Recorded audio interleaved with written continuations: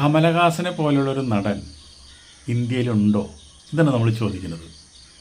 എന്താ കാരണം എന്ന് വെച്ചിട്ടുണ്ടെങ്കിൽ, മലയാളത്തിലെ മികച്ച നടൻ, തമിഴിലെ മികച്ച നടൻ, തെലുങ്കിലെ മികച്ച നടൻ, കന്നഡത്തിലെ മികച്ച നടൻ, ഹിന്ദിയിലെ മികച്ച നടൻ, 5 ഭാഷകളിൽ ഫിലിം ഫെയർ അവാർഡ് വാങ്ങിച്ച ഇന്ത്യയിൽ ഏത് നടനുണ്ട്?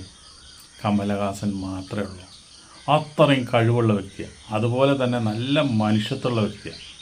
കാരണം എന്താ വെച്ചിട്ടുണ്ടെങ്കിൽ, സ്ത്രീകളോടൊക്കെ വളരെ മാന്യമായി പെരുമാറുന്നതും മാന്യമായി സംസാരിക്കാനും ഇടപഴകാനും. ഒരു കമലഹാസൻ്റെ പേരിൽ ഒരു പീഡന കേസോ അല്ലെങ്കിൽ ഒരു നടീനെ പിടിച്ച് വലിച്ചു എന്ന് അങ്ങനെ പറഞ്ഞൊരു കേസൊന്നും കമലഹാസൻ്റെ പേരിലില്ലല്ലോ. അതിന് ഉദാഹരണമായിട്ട് നമ്മുടെ ഭാഗ്യലക്ഷ്മി പറഞ്ഞൊരു കാര്യമുണ്ട്. ഭാഗ്യലക്ഷ്മി കമലഹാസൻ്റെ കൂടെ അഭിനയിച്ചിട്ടുണ്ട്. മാറ്റുവിൻ ചട്ടങ്ങളെ എന്ന് പറഞ്ഞുള്ള കമലഹാസൻ്റെ പടത്തിൽ അഭിനയിച്ചിട്ടുണ്ട്. അപ്പോൾ അന്ന് അതിൻ്റെ ഷൂട്ടിങ് നടക്കുക. അപ്പോൾ ഭാഗ്യലക്ഷ്മീൻ്റെ ഒരു റേപ്പ് സീനാണ് എടുക്കുന്നത്. റേപ്പ് ചെയ്യുന്നത് പ്രതാപചന്ദ്രനാണ്. ഇന്നത്തെ കാലത്ത് സിംബോളിക്കലായിട്ട് റേപ്പ് എടുത്തു കഴിഞ്ഞാൽ പ്രേക്ഷകരെ അംഗീകരിക്കില്ല. പ്രേക്ഷകർക്ക് ബ്ലൗസ് വലിച്ചു കീറണം, പാവാട വലിച്ചു കീറണം, ബ്രേസർ വലിച്ചു കീറണം, അങ്ങനെയുള്ള സംഭവങ്ങളൊക്കെ വേണം. കുറേ ഓടിക്കണം, പിടിച്ച് വലിച്ചു കിട്ടണം, അങ്ങനെയുള്ള ഒരുപാട് സംഭവം കഴിഞ്ഞാലാണ് ഒരു ബലാത്സംഗം എന്നുള്ളത് അംഗീകരിക്കുള്ള പ്രേക്ഷകർ.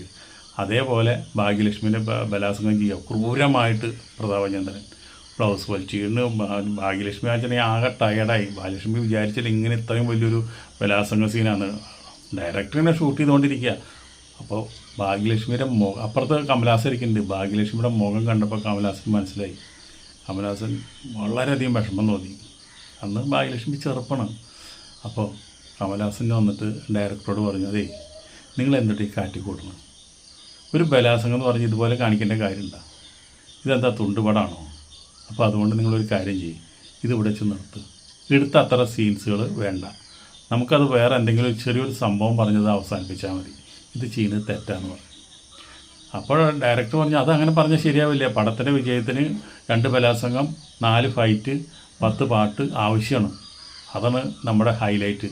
പറഞ്ഞു, ഈ ബലാത്സംഗത്തിൻ്റെ ഹൈലൈറ്റ് വേണ്ട, ഈ ബലാത്സംഗത്തിൽ വെറുതെ ഒന്ന് പിടിച്ചാൽ മതി, വെറുതെ ഒന്ന് ബെഡിലേക്ക് തള്ളിയിടുക, അത്ര മതി, അതിലും മേലെ ഇതിൽ ഞാൻ അംഗീകരിക്കില്ല എന്ന് പറഞ്ഞു. കമലഹാസൻ നായകനായി അഭിനയിക്കുന്ന പടത്തിൽ അങ്ങനെ ഒരു സജഷൻ പറഞ്ഞു കഴിഞ്ഞാൽ ഡയറക്ടർക്ക് മാറ്റി അത് തള്ളിക്കളയാൻ പറ്റില്ല.